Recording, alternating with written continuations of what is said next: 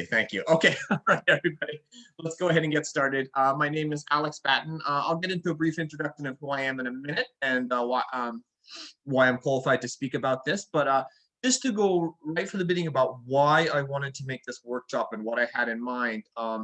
I get a lot of questions because of my position about preschools, about people who want to put their kids in preschools, about people who want to work in, well, I should say international schools in general, people who want to work in international schools, and people who want to start international schools. And those questions come from a wide variety of people, backgrounds and nationalities and genders and age. So instead of just always answering that question piece by piece, I started wanting to start to work on a workshop where I could get the basic information out about that kind of thing to people, and then they could go into more detail afterwards. This is my first attempt at it, so hopefully it feels clear.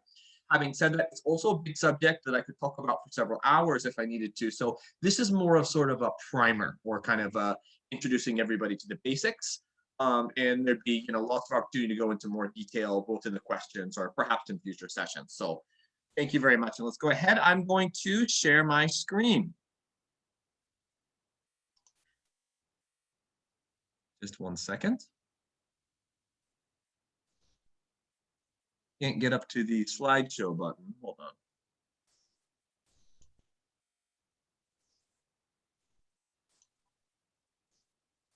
There we go. Okay, I hope everybody can see. Today we're talking about the international preschool market in Japan. I'm going to cover a number of different areas. I've just made kind of a brief little table of contents here. I'm going to talk about the history of the international school market in Japan. I'm going to talk about preschool differences, that is to say what differentiates preschools from international schools in general, although I will try to touch a little bit on international schools in general as well. I'm going to talk about students, the kind of students who have attended, who are attending, and who will attend international preschools. I'm going to talk about staff, the kind of people who work there, both as teachers and other staff. I'm going to talk about becoming an international school teacher because, as I said, I often get questions from people who would like to work at international schools and want to know what's involved. The other one is starting your own preschool. So yeah, okay, let's go ahead. Before anything, let me just talk a little bit about myself and who I am here. Sorry, isn't that a cool picture I took of myself? It's the one cool picture I have, so apologize. Anyway, I came to Japan in 1999. I'm originally American, but I've been here for 21 years. And I already had a undergraduate degree in early childhood education, so I came here as a preschool teacher. And I've been working in early childhood education in Japan and international schools more or less that entire time.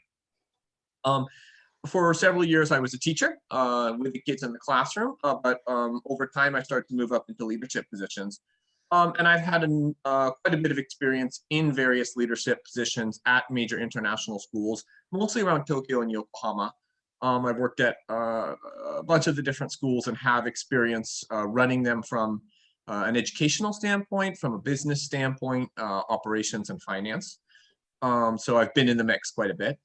And most importantly, 2021 marks my first year as the president of the Tokyo Association of International Preschools, TAIP. If you'd like to Google it, you can. TAIP, although it's Tokyo Association of International Preschools, we actually have members all around the country. We're an organization of international preschools that does professional development and publicity. I'm not going to go too into what TAIP is because this isn't a commercial seminar and I'm not here to push TAIP on you guys. What I want you to know is why I'm qualified to talk about this, because I've been operating international schools on various levels for quite many, many years. And I am the head of the largest group of international preschools in Japan. So hopefully that makes me a little bit qualified to talk about what I'm doing. And currently, by the way, I'm actually also on the board of directors of Kids 40 Japan, which is actually one of the largest hoikuen firms within Japan. So I'm also on the board of directors and working on trying to create international hoikuens, that is daycare for people who cannot afford international school and for working parents and people who just need normal daycare with the services in English. So I'm on the board of directors heading a project about that. Okay, enough talking about myself. Nobody likes to hear a person talk about themselves. So anyway, talking about the history of international schools in Japan. Historically, throughout most of the history of international schools, there has been very little change. And up until the 80s, the so-called bubble period, international schools were an extremely niche market. There was probably less than 40 international schools in all of Japan before 1980, and only, a small number of larger ones, and most of them in big cities. There may have been a few small ones here or there, but not like there happened after that. The primary purpose of international schools in the past was to service foreigners who were in Japan, often because they were sent here by their country or their company to work. So embassy staff, people who were, had come here because their company asked them to, and different things. So people who would come with their family, often not by their own choice, because they were sent here, and they would want to put their kids in school for a few years and have the same educational system so they could go back to America, to Europe, to different places, and have them smoothly re-enter the education system there. And so as a result, really the focus was more on just maintaining basic curriculums from a few major nations that were sending a large number of people over here.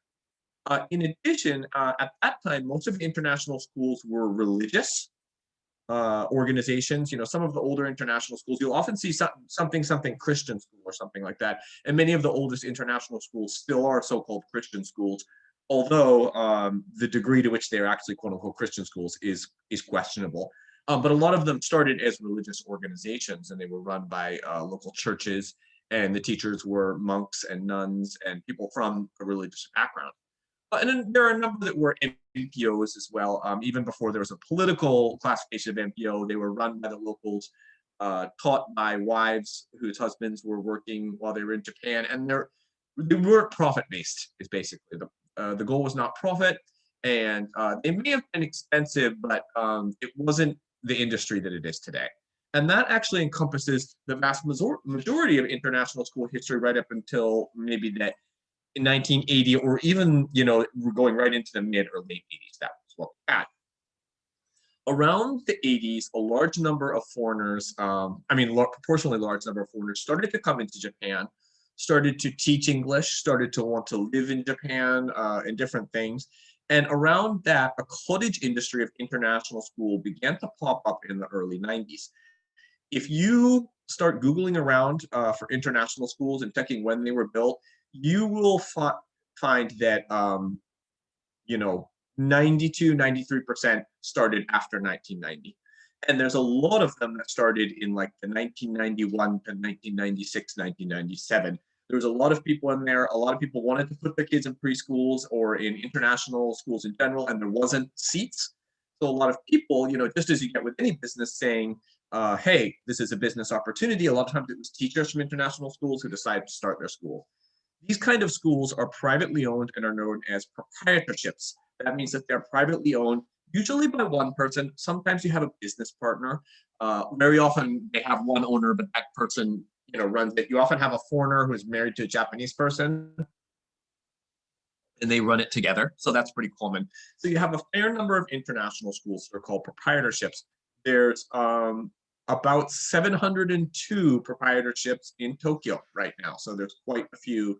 And I think if you were to talk about international, I think the number, domestically all across Japan, the number would probably get up to over 1,000. So there's a large number of schools. Most of these schools are relatively small in size. Most of them have between 25 and 100 students. I'd say the sweet zone is 40 to 60.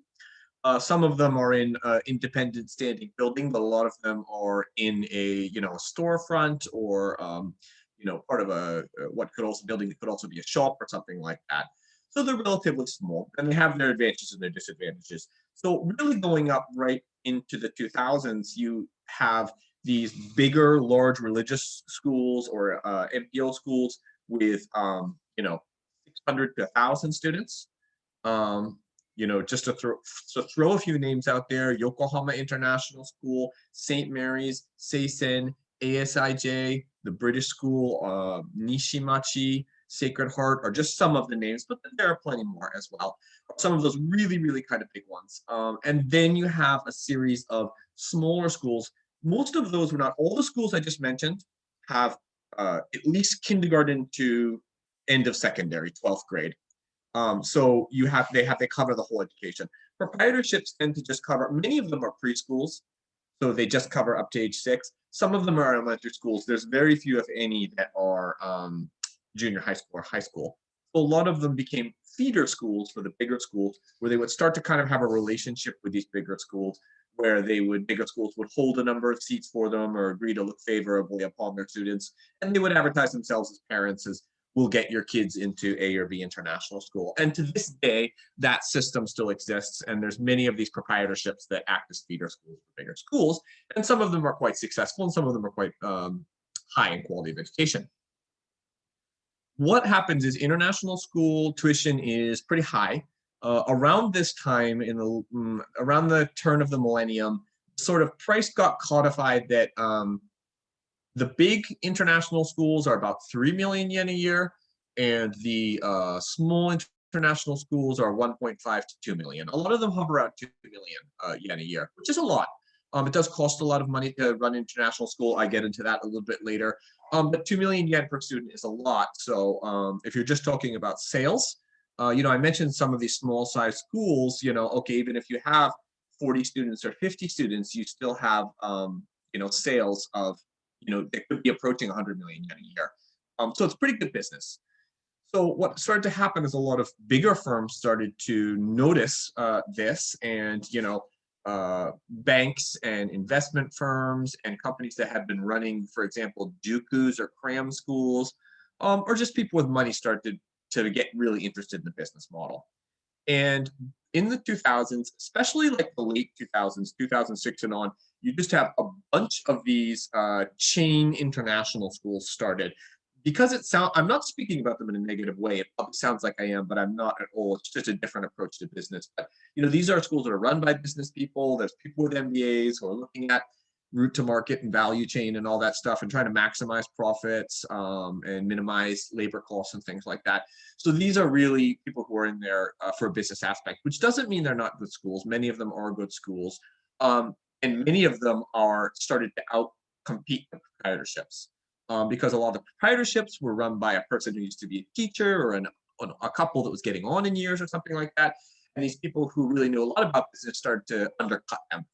So what you started to have happen in the later, I guess the aughts is what we're calling this time, I think, the aughts, is you started to have people coming in, you start to have a lot of bad blood and a lot of heavy competition. I think once you get outside of the big cities, it's not so much that the case, but if you're talking about Tokyo, Yokohama, or maybe places like Chiba, it can get pretty hot and heavy between international schools, competing for students, competing for teachers. Schools of different kind of varies in curriculums and stuff like that. So what we have right now in the international school market is that you sort of have this soup of the really big schools with their names are very well branded and everybody knows them, and they're 3 million yen a year, and they have 500 to 1,000 students. And they've been here for, for example, St. Moore's in Yokohama, I think is in its 129th year. They've been around for quite a while. And then you have this mismatch of proprietorships of schools that are run by investment firms and large companies, and a bunch of different kind of variations within that. But I'm sort of fighting it out because, there are less, you have in Japan, you have the so-called Shoshika Mondai, where there's less children. No, there's still plenty of children in the city, but the number of children is decreasing. And although the number of people who want to send their kids to international school is growing, I think the number of international schools and available seats is growing faster. So there's a lot of rivalry between here and a lot of people in it with different motivations. And some schools really working together and some schools in intense competition. So yeah, local interest, foreign interest. Once again, you have a lot of different kinds of goals with regard to international school. Another thing that is coming in here is, Japanese people, local people who want to send their kids to foreign universities. As I mentioned, I'll get more into students later, but it's really was the tradition that foreign people or so-called returnees, Japanese kids who lived abroad, were the only ones who went. And now a lot of people want to send their kids to international school because they want their kids to go to an Oxford or a Harvard or a Western university. And so there started to be immersion schools, Japanese schools that are running the Japanese curriculum, but in English. And there started to be a lot of different schools that are catering more and more to local populations. In addition, what you have just these past few years, I don't know if you guys know, there is a chain of schools called Haro, Harow. Haro is a very well-known British private school. They opened a school in Bangkok. Now they're building one in Iwate. It's junior high school and up. I won't even tell you the cost, but it's a lot more than 3 million yen a year. And they're not just, it's going to be a boarding school. And they're not just going to be boarding Japanese students, but they're going to be boarding other students from Asia. And it's basically an elite prep school for people who want to send their kids to American Ivy League universities, as well as prestigious universities in Australia and the UK. And there's a couple other projects like that in the works. So the market is getting bigger and bigger and bigger. Meanwhile, local people are getting involved. Here I have the shift to local market accelerated by 2011. What has happened is, you have the Lehman shock. You have in 2011, you have the earthquake. And most recently, we have a COVID. And what has happened is that people have realized is you can't always guarantee you can fill your school with foreigners. And meanwhile, Japanese people want to put their kids in international school because they want them to speak English. They want to give them, different possibilities. So you've had more and more Japanese students in international school. And you have to put that as a school owner, because if you have too many, it just becomes a Japanese school because all the kids are Japanese. But if you have too few, you could risk not having enough students or losing them if something happens. So there's been a slow shift to the local market. And over the past decade, it's really accelerated. And over the past 12 months, it's really, really, really accelerated because of COVID-19, which I'm going to get into. There is no official register of how many international schools there are in Japan, partly because there's a lot of gray area. It's not like international school is a government classification. There are plenty of schools that put the word international in there that, what even is a school or is not a school. So there's quite a few out there. However, a survey that we did at TAIP found over 2,000 schools at least. And my feeling is there's probably several hundred beyond that. So there's a lot of international schools in Japan, a rapidly growing market, but also rapidly growing number of schools. I'm happy to talk at a different date about international schools in general, but because of my background here today, I'm here to talk about preschools. And I want to talk about partly what differentiates international preschools from other international schools, and partly what differentiates them from, other Japanese equivalents and stuff like that. So let me just first say, here I have basic types. When it comes to facilities that accommodate young children, that is pre-elementary, ages 0 to 6, they can broadly be grouped into 4 different categories. The first, the term is authorized. Authorized is the term given by the Japanese government. The Japanese term is ninka, or ninka hoikuen. The way that a ninka, or authorized nursery works, is that it's heavily regulated by the government, but it's also sponsored. You don't charge tuition. Instead, people apply through the city hall to put their kids in your school, and then you get a grant based on a number of factors, like the number of kids you have at different ages, as well as the amount of square meter you have and different things like that. So you operate on a government grant. However, because of that, the school is very heavily regulated. There's an inspection, an annual inspection that is absolute murder. And there is a maximum amount of profit that you can take from each individual school. So many people who tend to operate authorized schools tend to operate between 6 and 10 of them. The next one is unauthorized. Now, these terms authorized and unauthorized are created by the Japanese government, the Labor of Health and Welfare and Ministry. And I don't like the term unauthorized because unauthorized sounds like it's an illegal school, or something's going on there, something like that, or it's not allowed. That actually isn't what it means. What an unauthorized school, which in Japanese is called muninka, and is sometimes also referred to as ninkagai. What unauthorized means is that it's a school that receives a small grant, and in order to operate, and has a small number of regulations, but also takes tuition. These schools have significant more leeway in terms of the way they operate, the number of people that they have at their school, than a teacher, the ratio, different things like that. However, the grant that they receive is much smaller, but it's not nothing. So it is possible to have an unauthorized school and sort of the middle ground. Third is unclassified. And in fact, the vast amount of international preschools fall into unclassified.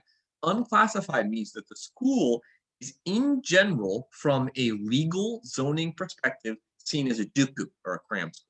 It's not, that's just the way it's treated for purposes of tax obligations, building inspections, and things like that. So the school is sort of saying, we are going to take children in here and we are going to educate them, and beyond that, it's our business. They receive no government support. In general, they have no inspection unless a parent complains or something, the government thinks something is going on there. But they're totally on their own. This sort of unclassified has been operating in a very interesting gray zone for a long time, and the vast majority of international schools are unclassified. So it means they have no government support. The parents are not, everyone may or may not know, but starting in October of 2019, I believe anybody who has a child aged 3 to 6 is eligible to receive 37,000 yen a month as a educational supplement towards tuition. However, unclassified schools, students at these, are not eligible for this. So that has started to become an issue. And finally, we have local varieties. A number of prefectures, cities, and different municipalities have started to offer specific local varieties of school. In general, this is places that are losing children rapidly. If they don't have people who don't want to have children. Sometimes the big cities do it, but a lot of smaller places do it. So they offer special economic incentives to try and motivate people to create valuable schools there. So there are a fair amount of schools that are operating in these kind of special deals. However, that really comes down to where you're living. Yokohama used to have a great one called Yokohama Hoikutsu, which is basically they would just throw money at you and they would pay the key money for your school and stuff like that. However, unfortunately, that program is ending in 2022. Okay, so that's the basic classifications you have, not only of preschools, but of all early child care facilities. The vast majority of international schools are unclassified. Some are local varieties, but that depends on location. There are a fair amount of unauthorized who want to get a little bit of a supplement. They need Japanese staff to make sure they get through the regulations. In terms of authorized, I don't want to say there's no international Ninka Hoikuan. There are a few people doing it, but it's still very, very difficult. Authorized schools are required to have a certain amount of hoichi. Hoichi are licensed caregivers, and those people have to pass a very difficult test in order to do it. So in order to do that and speak English, well, the number of people is small at the time, but we're hoping to bump that up in the future. Moving on. One of the advantages of running a preschool is that it's not obligated by, I don't know if you can read Japanese or not, this is gimkyoiku. Gimkyoiku is obligated education, or that is the amount of school that you're required to attend. In Japan, all people are required to go to school from age 6 to age 15. So elementary school and junior high school. Neither high school nor early childhood education is mandated. They're not going to come knock on your door if you don't send your kid to school at that time, although most people do send their kids to school. The issue about gimkyoiku, so for example, if you were thinking of making international elementary school, is that once you start to take kids from that age, there's a lot of regulations in terms of the curriculum, testing standards, things you have to teach, and things like that. So it gets into a very, it's very lucrative because student ratios are higher in elementary school. You can be paying one teacher to watch 20 or even 30 kids. But there is a huge hurdle in terms of the quality and nature of education you have to deliver and the kind of facility you have to maintain. So those are big projects. So operating a small preschool allows you to avoid the gimkyoiku, the obligated education issue. Preschools, also allows you to focus on local clients. By local clients, I mean Japanese families and those with other plans for elementary school. Especially these days, a lot of Japanese people say, well, I want my kid to speak English, so I'm going to send them to an international preschool. And once again, there's a wide variety of what international actually means. But I'm going to go to Japanese elementary school. So if you're operating for international elementary school, once you go to international elementary, it's very difficult to go back to the Japanese system. So that's really for people who are returning to live in another country or want their kids to go to a foreign university. So by operating an international preschool, you're really in a place where you can, focus on local clients as well as any foreigners who want to come in. and wide variety of curriculums and price ranges. Especially these days with all these schools, the average tuition is 1.5 million, 2 million in a year, but I've seen a lot cheaper and more expensive as well. And in terms of curriculum, you have places doing, Montessori, Reggio Emilia, Angie, all these kind of curriculums that have a name that people know about, which are, has the advantage of being a branding. You have really academic schools. You have really kind of outdoorsy places. You have forest kindergartens. Really, when it comes to international preschool, the sky's the limit in terms of the kind of school that you want to operate, or especially if you're in the Tonto area, the kind of school you want to find for your child. There's a lot of good schools and a wide variety of schools for different learning types, personalities, and family values and targets. And running an international school, if you want to be the kind of person who, I'm going to have all these kids reading and writing at, a third grade level by the time they graduate, there's that. If you want to be out growing vegetables and playing in the forest all day, there's that as well. And of course, everything in between. Uh-oh, what happened to my... There we go, pardon me. Okay, so moving on to students, the types of students who attend international elementary school. So as I mentioned, traditionally, it was embassy staff and expats. What we're starting to see is an increasing interest of locals, and I've mentioned that before. So more and more Japanese coming in. I would say most international schools are between 30 to 100% Japanese these days. And yeah, there are ones that have almost no foreigners or just a few foreigners. I personally feel as an operator, about 60% foreign is the sweet spot because the language of play is English. It still feels like it's a little bit more foreigners than Japanese, and Japanese sort of integrate and learn English very quickly. One mistake that a lot of international owners and operators make is they just want to put butts in seats as quickly as they can. So they shove Japanese students in there, and all of a sudden it's almost all Japanese families and almost all Japanese students, and the language of play is not English, and you've got a big uphill road to really get them to speak English fluently. Not impossible. Many pay by themselves these days. When I talk about the old model, embassy staff, expats, this is people whose companies or countries pay for education. So they couldn't care less how much money it costs. They were in there on a package. But nowadays, especially with these local hires, and by the way, when I say local, I mean Japanese, but I also mean bicultural family. I mean people who are in Japan long term. My wife is Japanese, and we have children who are bicultural, and I think that's probably the situation for many of you, and many have foreign couples who have reside here as well. So you have people who are not embassy staff or expats, but are interested in international school, but they have to pay by themselves. So what this means is that money is an issue. Some people have a lot of money to throw at the wind, but some people don't.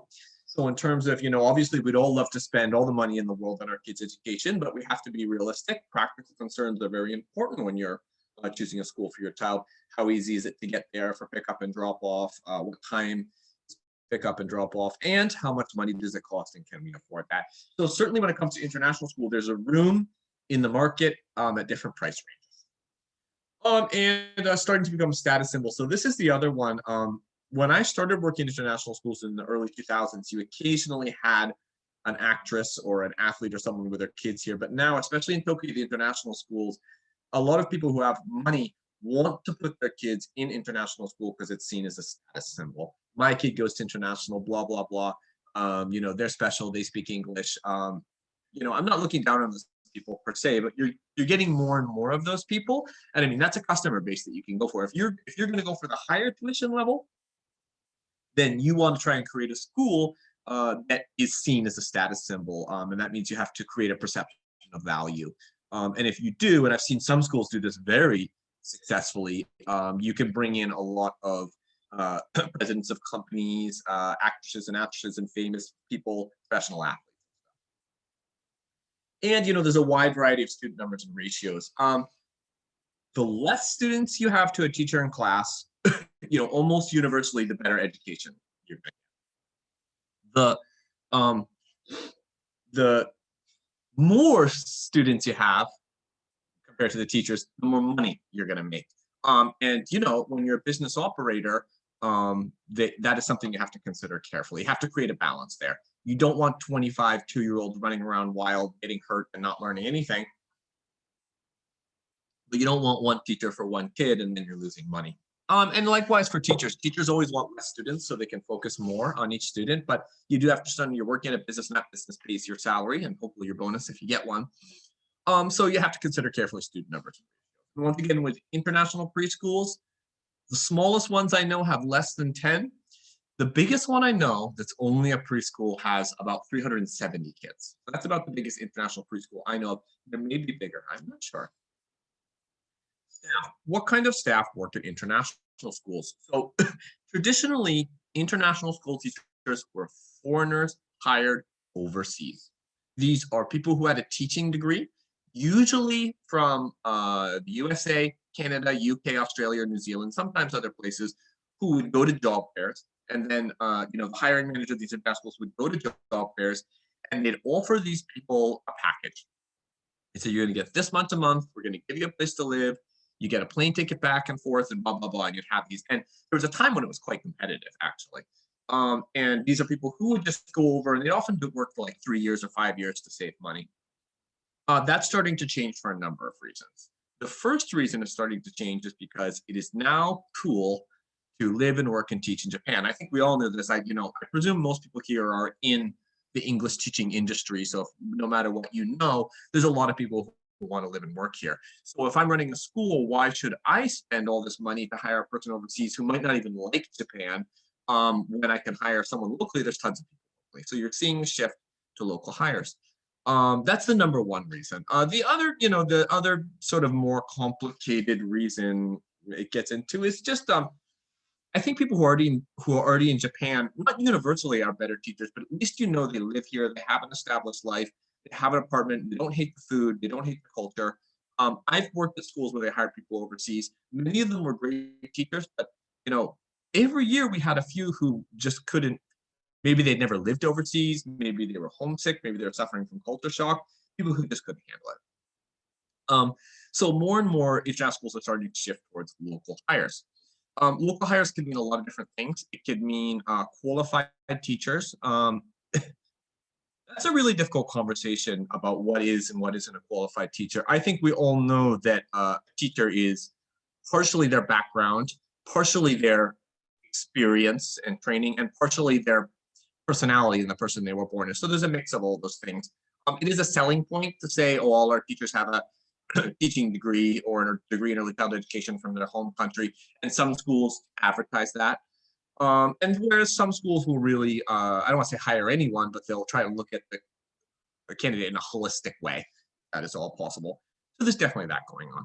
And then you have Japanese hires, Japanese who are returnees and people who are coming in, Japanese who grew up speaking English or international school graduates. Many of these people work at international schools. And hoichi, I won't go too into hoichi, but hoichi are certified Japanese daycare instructors that can have to pass a test or graduate from a university in order to get it. The advantage of these people is that if you do run an authorized or unauthorized, you're required to have a certain number of these people. In addition, they have certain qualifications and they are eligible for a housing supplement. So if they work at your school, you can go through the government to get them a housing supplement, which you can add on to their package. Well, yeah, that's a whole other conversation, something I can go into at another time. And all this has resulted in changes in salary structures, benefits packages, and kind of qualifications needed to join. A lot of people will say to me, I want to work in international school, and there's a perception that international school salaries are high, and they are sometimes, but they're going down. Even at the big schools, they're going down because you always want to reduce labor costs, and because there's more people who want to work. Sorry, do we have a question? I hear someone's mic is on. Do we have a question or something? No, we're okay. All right, feel free to interrupt me. And then, this, benefit packages are gone. Those, if you think an international school is going to give you a plane ticket home every year and a place to live, no, those packages are gone. They don't exist anymore. You still can make a lot in international schools, especially if you have the ability and merit to get up into leadership. International school directors and principals and stuff make really, really good money. But you need to be good enough to get there. So becoming an international school teacher, there may be some people who are interested in working in international schools. Let me talk a little bit about that. As I mentioned, having qualifications is always great. Being qualified isn't everything. There's plenty of teachers who I have met who don't have any traditional training who are amazing teachers. And there's people who I have met who have a PhD in education who are not very good in the classroom. Part of it is the way that you are with children, your national personality, and part of it is your experience and how much time you have. But if the international school teacher market is super competitive, well, having either a teacher being a qualified teacher from your home country or having a degree in education or early childhood education is a big plus. These days, there's a lot of online universities and different things that you good programs really that you can work through. Keele University in England has a really, really good one. Penn State has a really, really good one, and there are others as well. So, you could consider those as well. And then, salary and benefits, they do vary wildly. I'd say small school international schools make not that different a salary from, Wendy, go ahead. Okay, Tori has a question. She says, would you say that gaining Ninkagi status would enhance the business profitability? Sorry, gaining what status? A Ninkagi status would enhance business profitability. No. My honest experience is no, and I'm saying that as someone who has converted to school to Ninkagi. When you look at it on paper, it looks like that you're enhancing profitability because you're basically getting the government supplement on top. There's no rules about how much salary that you can, how much tuition that you can do. And if you're still Ninkagi, you can get all the money you want. The thing about Ninkagi is that you need to hire a hoichi, what I just talked about. You need to have a set number of hoichi. The exact amount depends on the number of kids you have in your square meterage. And it's very competitive to get hoichi right now.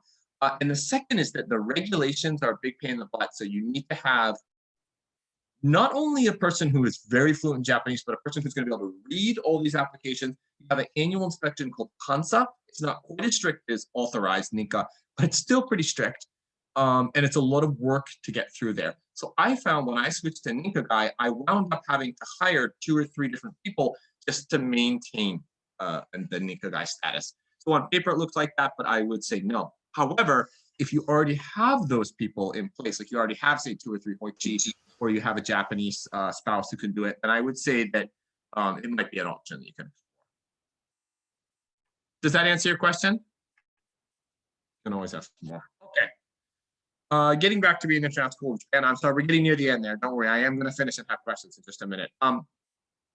The starting salaries at smaller schools might be close to what Eikaiwa teachers make, 250,000 to 300,000 a month. Starting salaries at bigger schools would be closer to 500,000 yen a month. And different schools have different bonuses and getting paid through the summers and optional ways to get paid. However, what you really want to do in the international school industry is get your foot in the door. The first thing that I always look at when I'm looking at resumes is, have they worked at another international school? Because once they get the system, and I know that we can have kind of a basic conversation, then then I see that as, okay, at least they've got the basics down. So if you get a job at international school and it's not your dream job, you can think of it as a step up. You have to start somewhere.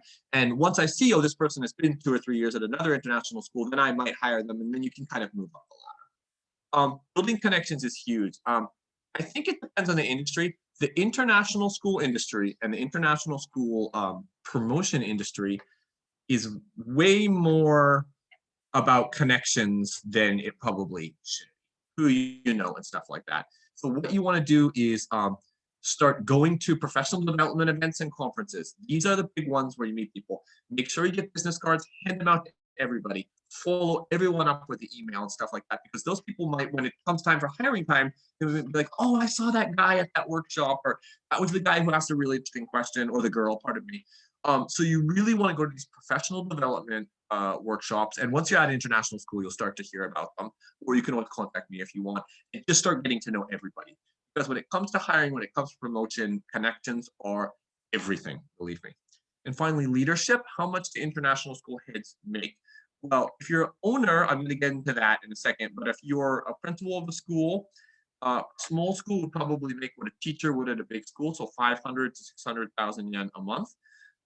In terms of how much international school heads make at really, really big schools, maybe $300,000 a year US, or maybe even more at some big schools. So the sky's the limit. However, there's a lot of people who want those jobs, and not everyone can do that. Oh, hold on, my slide is not. Here we go, starting your own preschool. So I thought some people might be interested in starting their own preschool. It's a question I get a lot. I've just kind of run through this very quickly. I'd be very happy to do a workshop or talk to anybody personally about what's involved, because I've been involved in starting a number of them. It really is, if you do it right, it is a really, really good option. You know, my experience, I'm not coming out of the language school Eikaiwa industry, but my perception is that if you have one Eikaiwa school that's doing really well, you can make a few million yen profit off that. And then so maybe if you have 2 or 3 or 4 or 5, that can build up to quite a bit. With a medium-sized international preschool, say 40 to 50 kids, it's pretty easy to get 20 to 30 or 20 to 40 million yen profit annually going within, say, 3 years. So, and maybe more. So there's that. Options and requirements. Remember that all of the different basic types that I mentioned earlier, you need to think about what kind of school you'd want. I would recommend starting as unclassified, and then you can convert in the future if you want. Choose the area and the facility very carefully. What happens a lot is, especially in central Tokyo, you get new international school after new international school, and yeah, there's a lot of foreigners, but it's like 10 schools in the area already. And a lot of them are really, really good. Because I think in some smaller cities or even some less central parts of Tokyo or Yokohama, there really isn't a great international school out there. And I think if you started one, you want to make sure you have it. Facility, you don't want to start something too big too quickly, because it does end up costing a lot of money. However, you want to have room to grow. You can't always move, and kids need room to move. Convenience and location. How do parents choose their their early childhood education facility for their child? Money, convenience, and location. So you want to be thinking about who's your market, how many people live around there, is it a convenient place, is it, can they drop them off before they go to work, or, can they drop them off near the house or anything like that. Starting funds, years until profitability. This really depends. I would say 3 years until, if you're starting from 0, 3 years is a pretty good mark before you start making money. So maybe you have another business that can keep you afloat during that time. Maybe you take out a loan. A lot of foreigners think they can't get a loan from the Japanese bank. If you have permanent residency, Japanese banks are actually very open to giving business loans to people who they think they know what they're doing right now. And I would say that in order to start an international school, I would say you need around 4,000 gurai would probably be a good figure to start. I can go more than that later. Hiring and training, what you always want to have in school is consistency. So you want to have a good hiring system and start. If you yourself are a good teacher, you have a good teacher, you want to have that, you immediately want to put a system in place to train. At any company that's growing, you should have a philosophy of everyone is constantly training someone else to do their job. So that if that person leaves or that person gets a promotion, someone else can step right in. And you don't want to have to implement the system later on. So right from the beginning, don't be the dancing monkey. You're the only teacher, or you're the only one who can do it. You want to start training people to teach the way you want them to teach. And then playing the long game, ups and downs. Just once again, you have the earthquake, you have Lehman shock, you have COVID-19, which I was going to go into, but we're really running out of time. But there's ups and downs like this. Like any business, you have to plan for that. And balancing idealism and profitability. Some of these big, I mentioned big banks and big investment firms and stuff like that, that have really kind of gotten into the business. Some of them have done well, some of them totally failed. And that's because they were trying to maximize profitability. And you would walk into these places. I got hired to consult at some of these places, and I walked in and I wanted to call child services right away on some of these places. So you also, if you just run the perfect school and you're only thinking of the children, blah, blah, blah, you're not going to be able to pay your teachers or so there's a balance there. Okay, I was supposed to go 45 minutes, and Wendy did say it was time to go a little bit farther in. The one thing I was really hoping to touch on was COVID-19. Before I do that, why don't I wrap up that? Do we have any more questions right now? Because I've been talking a lot. Yes, actually, there's a follow-up from Tony about the Ninkagai status. Mm-hmm.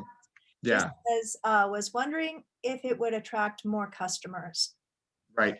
The answer is yes. And the reason is because, as I mentioned, in I believe October 2019, the government started to offer a 37,000 yen supplement to all parents for children between 3 and 6.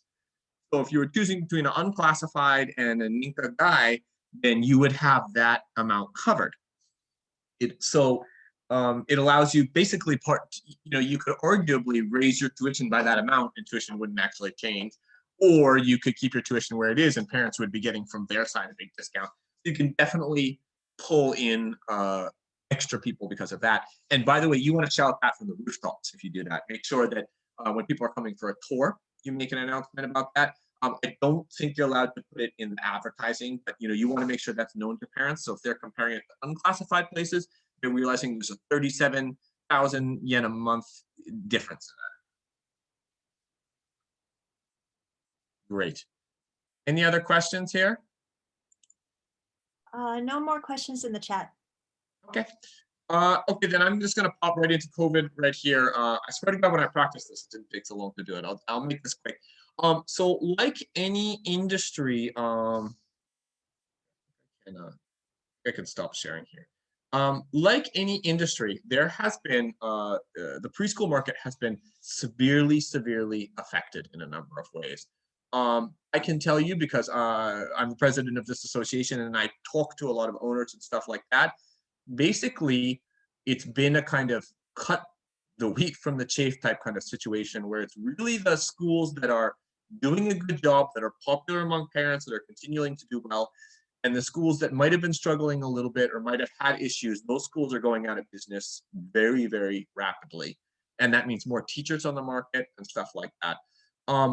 Most of these schools are, I'd say basically all of these schools are operating.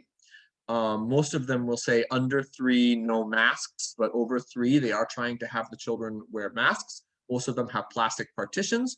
At the beginning, some of them were trying to do, half the kids in the morning, half the kids after things like that. But it's pretty much just gone back to normal right now. However, the biggest shift has been towards the local market. A lot of foreigners left Japan at the beginning of this. A lot are worried about putting their kids at school, and there aren't a lot coming in. And so what's happened is international schools, there's only so careful you can be before you start losing money, is that a lot of international schools, including the big one, have just started to take Japanese students. So over the past year, a lot of schools and teachers are struggling with a big influx of Japanese students. And a lot of foreign families, parents at the door, it's trying to speak English to teachers. Maybe the teachers don't speak English. They have the facility to speak English. And the other issue, and this is a whole nother workshop, is the language of play. Children acquire language certainly through teaching, but the primary route of language acquisition is peer interaction. And the advantage of putting your kid in an international school rather than, say, sending them to an eikaiwa, in addition to the amount of time they spent, instead of 1 hour a week, it's 8 hours a day or whatever, is that they're interacting with their peers in English.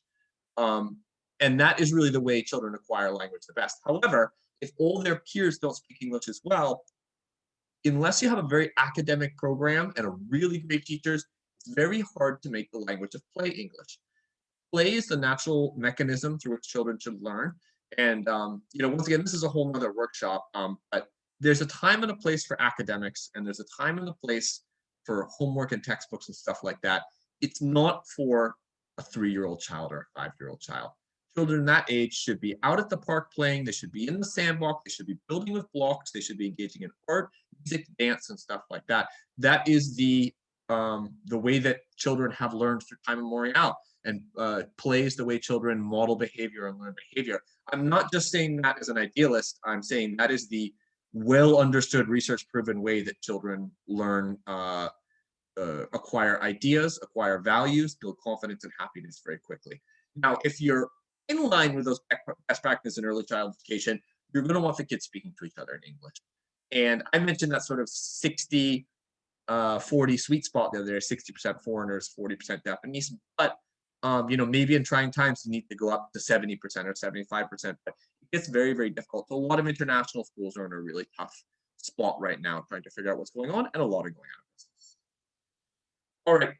As you can see, I talk a lot and I talk fast, and I think I could talk a lot more, but we've already gotten over the time right here.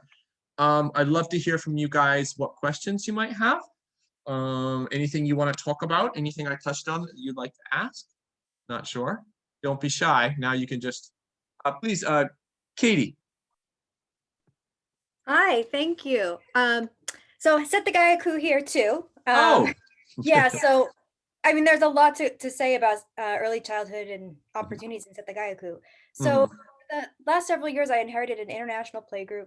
My local kindergarten starts at 4 for my kids. Set the Right. Gaiaku families have such a hard time getting into public daycares, mothers do their best to get that second year of maternity leave. So what I found is there's this group of 3-year-olds who lack playmates if they aren't going to schools. Mothers are sometimes unable to go back to work because they can't get into the care system. And I wonder, I tend to be gearing lots of activities for 3-year-olds, but it's such a very small and very specific and very short amount of time for these kids. And I'm always still wondering what to do with them, because either they're grouped with these, the younger children whose mothers are going to go to work soon, so they don't have a consistent experience. And then, there's a drop off by 4 and 5.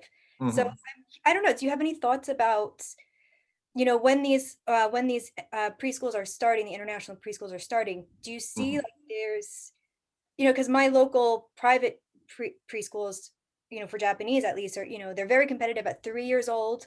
Then they sort of feed into, or we have an international preschool in our area, which feeds into the local school, because like once the parents can get into it.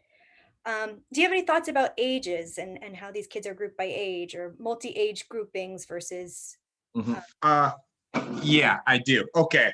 You stepped on a landmine because I published a research paper about that. Oh, good. Okay. Let's see. Basically, what I'm going to tell you, first of all, what the common understanding is, and what the thinking is among the early childhood education community, and then I'm going to come down really hard on one side, and you can take or leave that with a grain of salt. There are advantages to different sides, and what a lot of people, it's a big debate going on right now in early childhood education. And, in any classroom, even if you teach 1 year of kids, there's going to be a lot of variety in that year. And we all know it's hard to manage when, some kids can do something or understand and some kids can't. And then do you cater to the highest or the lowest, or how do you find something that accomplishes them?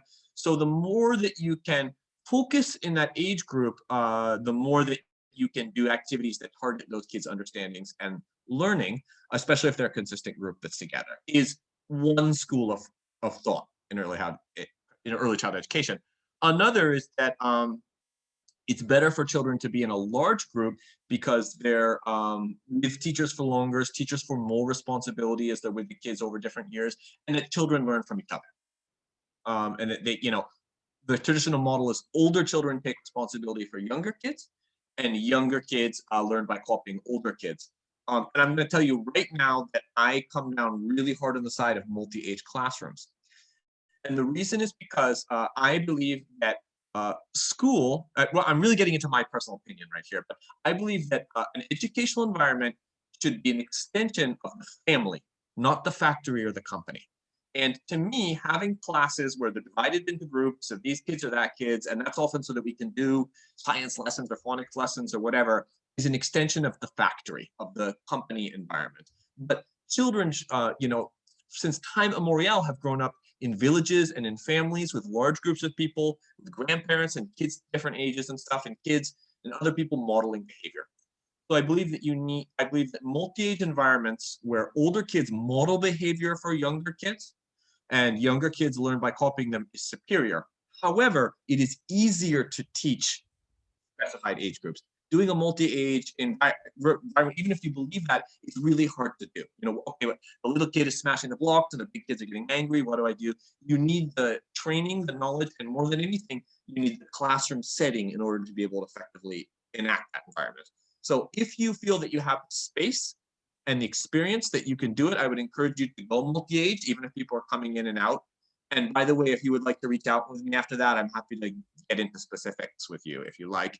But if you don't, for example, if you're borrowing the space and you're just walking into like a community center or something like that, or you just don't feel that you can do it safely, then I don't think there's any wrong with separating age groups if you really feel that you have to. Because I very much support the multi-age. I've seen a lot. Good. Okay.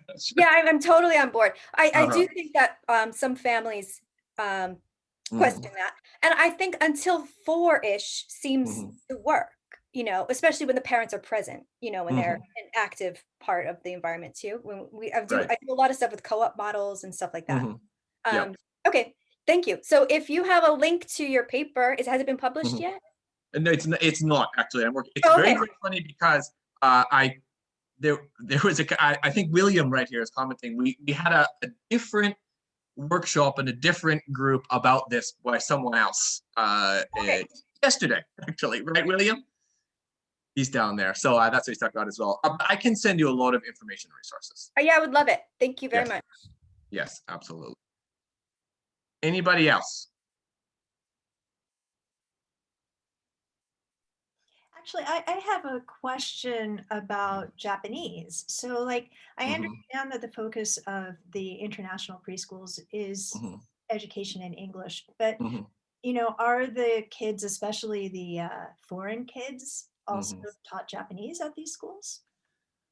That's a really good question. It really depends. There are bilingual schools where they're, you know, deliberately either they speak whatever they want or they do something like 50% of the day is in English, 50% is English. There's a bunch of different ways they do it. I've seen both. My experience is that it's really, really hard to do both.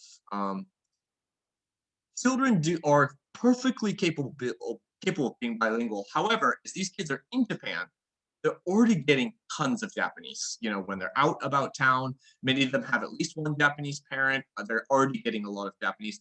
So in order to make sure they learn English, I tend to want to say you want to maximize the English time at school. However, there are people who are doing bilingual programs out there, some of whom can do it very, very well. So that just comes down to what kind of curriculum and education style you want. However, I've also seen some bilingual programs that don't do it that well because especially if you have a significant number of Japanese kids, once they have permission to use Japanese in school, they won't really understand when the teacher's like, guys, okay, we're going to speak English now. Maybe a 6-year-old, yes, but not a 2-year-old, you know. Yeah, that makes sense. No, I'm just curious about this, you know, because especially if they do end up going into Japanese elementary schools, you know, will they have the language ability to cope? Yes. Yeah, yeah, I mean, I can tell you, you know, my wife and I only speak English at home, except when she's angry at me. And my child went to international elementary school, I mean, at preschool, and he's in Japanese elementary school now, and he adjusted very, very quickly. But that's because, you know, he's absorbed it from the society. I haven't seen too much difficulty with that. Children adjust pretty quickly. However, once you get into elementary school, changing systems gets very difficult. Yeah, that makes sense. Yes. Tony, you had a question. Oh, you're muted.